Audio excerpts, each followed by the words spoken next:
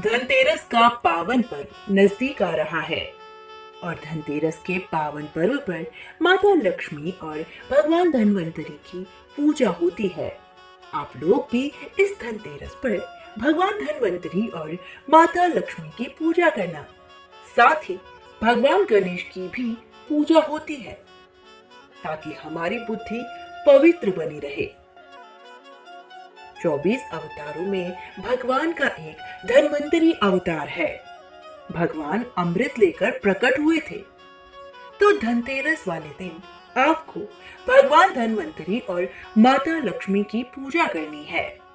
धनतेरस के दिन भगवान की पूजा करके घर में कुछ नई चीज खरीद कर लानी चाहिए। धनतेरस के दिन सोना खरीद सकते हैं, चांदी खरीद सकते हैं, लेकिन एक विशेष बात याद रखना कि धनतेरस वाले दिन झाड़ू अवश्य खरीदना, क्योंकि झाड़ू लक्ष्मी स्वरूप मानी जाती है। एक बात और है कि कुछ लोग अपने घर में झाड़ू को खड़ा करके रख देते हैं, जबकि ऐसा नहीं करना चाहिए। झाड़ू को हमेशा लिटाकर रखें और झाड़ू को हमेशा ऐसी जगह पर रखें जहां झाड़ू से किसी का पैर ना लगे, क्योंकि झाड़ू को हिंदू धर्म में माता लक्ष्मी स्वरूप माना जाता है। इसीलिए धनतेरस के दिन भी झाड़ू खरीदने का विधान है। आप अपने सामर्थ्य के अनुसार सोना, चांदी खरीद सकते हैं, पीतल या तांबे के बर्तन खरीद सकते हैं। थोड़ी सी हल्दी की गांठ और धनिया भी खरीदें, क्योंकि धनतेरस वाले दिन हल्दी की गांठ और धनिया खरीदने का विधान है। और धनतेरस वाले दिन जो पात्र आप खरीदें उसमें चावल भर के उसके ऊपर एक हल्दी की गांठ रखकर भगवान धन्वंतरी और माता लक्ष्मी को समर्पित कीजिएगा। हे प्रभु, हे देवी माँ, ये जो कुछ भी है आपका ही दिया हुआ है। हम भी अपने आप को आपके श्री चरणों में समर्पित कर रहे हैं।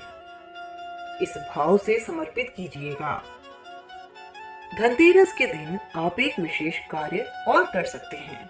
आप जितने लोग कहते हैं कि मेरे जीवन में समस्याएं बहुत हैं, मैं जीवन में परेशान बहुत हूं, तो आपका जो भी कष्ट है, आपकी जो भी पीड़ा है, आप उसे एक कागज पर लिखो और कागज पर लिख करके आपकी जो भी कामना है, आप जो चाहते हो, अपनी उस इच्छा को कागज पर लिख करके उस कागज को गोपाल जी के चरणों में रख दो और नित्य कीर्तन करो। अपना एक नियम बना लो कि इस धनतेरस से हम प्रतिदिन घर में 5 मिनट, 10 मिनट या फिर 20 मिनट कीर्तन करेंगे, भगवत चिंतन करेंगे। यदि आप फिर नित्य कीर्तन करते हैं, भगवत चिंतन करते हैं, तो आपने जो इच्छा उस कागज पर लिखकर गोपाल जी के चरणों में रखी है, यदि वह सामान्य इच्छा है, तो 1 महीने के अंदर आपके उस कीर्तन और भगवत चिंतन से ठाकुर जी उस मनोकामना को पूर्ण करेंगे। वैसे ही भगवान की भक्ति निष्काम से करनी चाहिए। लेकिन फिर भी आपकी कोई कामना है तो भगवान का कीर्तन कीजिए, भगवत चिंतन कीजिए। धनतेरस पर ऐसा कहते हैं कि इस दिन भगवान की पूजा अर्चना करने से धन 13 गुना बढ़ जाता है, यानी धन की वृद्धि 13 गुना बढ़ जाती है। इसीलिए इस धनतेरस पर आप एक ऐसी झाड़ू लाइए जिस झाड़ू से घर तो साफ हो ही, लेकिन एक ऐसी झाड़ू भी लाइए जिससे आपका मन भी साफ हो। आपके चित्त को साफ करके, आपके मन को साफ करके, आपके हृदय को इतना पवित्र कर दे कि इस धनतेरस पर लक्ष्मी नारायण धन्वंतरी भगवान आपके मन मंदिर में आकर के विराजे। इस धनतेरस पर माता लक्ष्मी आपके हृदय में विराजे। ऐसी शुद्धि कीजिए अपने चित्त की, अपने मन की। धन्वंतरी भगवान ही नारायण हैं। बोलिए धन्वंतरी भगवान की जय, लक्ष्मी नारायण भगवान की जय।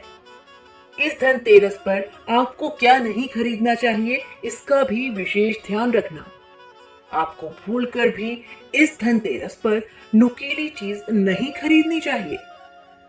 और इस धनतेरस पर अपने धन का कुछ हिस्सा गरीबों की सेवा में, दुखियों की सेवा में जरूर लगाएं। जय श्री राधे।